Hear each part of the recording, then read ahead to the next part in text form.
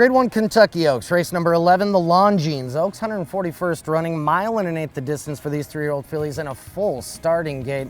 Let's start with I'm a Chatterbox. 3 for 3 this year. Since Larry Jones has taken over the training, she's done absolutely nothing wrong in everything that he's asked. You got that right. Now, the only concern I have with I'm a Chatterbox, as good as she is that, her form has basically been fairgrounds. Her 3 races this year have been fantastic, no question about it.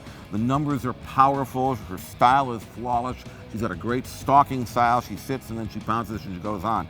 Now, she didn't run well at Churchill last year, but that was last year, and I'm fairly confident she's a better filly now than she was then, and she's also now in Larry Jones' barn. So I think we can probably take that form at face value and expect her to run back to it, and if she does, she's clearly a major contender here, and she may be the one that can sit right behind the pace setter Condo Commando. Maybe she does the dirty work because she's going to be in a great stalking position, theoretically anyway. We'll just see how good she is, but I got to use her. A shrewd purchase and undefeated for trainer John Sadler's Stellar Win. She brings California form to Kentucky.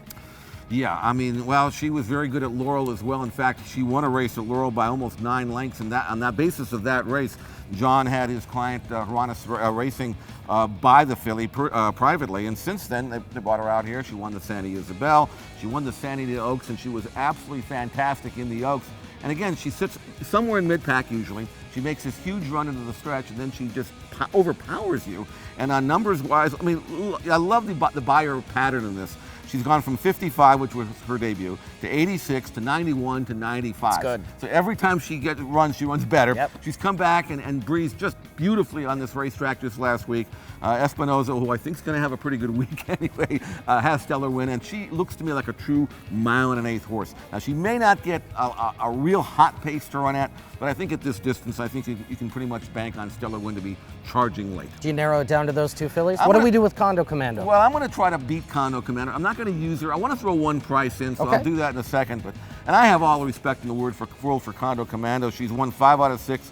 The one race that she got beaten was at Frizette over a sloppy track. I won't hold that against her. And she's already won twice at 1 1/8, although both those races were at the Big A.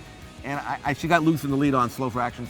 I'm going to try to beat her, but if she beats me, hey, she beats me. The long shot I'm going to use is the filly that Condo Commando just beat, and that's Puka. Now, this is a filly that... You've been on her bandwagon since last year. I have been, and I'm not going to let her go at 15-1 in the morning line. Now, this is her 3rd start off a layoff.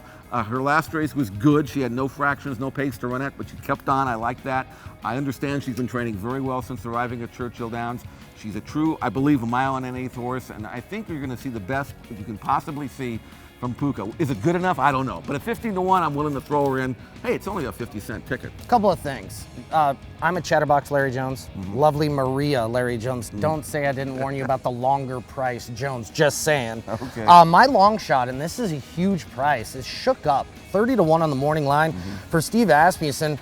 Look at her races, Jeff, and I think she's buyered twice with numbers that are actually as good as the favorites. Okay. I think she's been stuck behind pace scenarios in her last couple that were unfavorable for her, and if you look 3 races back, she was 30 cents to the dollar against Lovely Maria. Now, since arriving at Churchill Downs, a very un-Asmussen-like bullet drill, and then a nice easy-peasy breeze coming into the race, inside draw, Alvarado strings along and Shook Up. I think 4 out of 5 lifetime in the exacta. I think she's part of this trifecta. Okay. If everything breaks her own way, she could be a big priced upsetter. I'd use her inside. Okay, throw her in. Good long shot chance. Everything you say is right. And they actually thought enough of her to make her Triple Crown nominated. How about that? How about that? Asmussen calling the shot for Shook Up. Siegel and Veracruz, that's the pick 4 Oaks Day at Churchill Downs.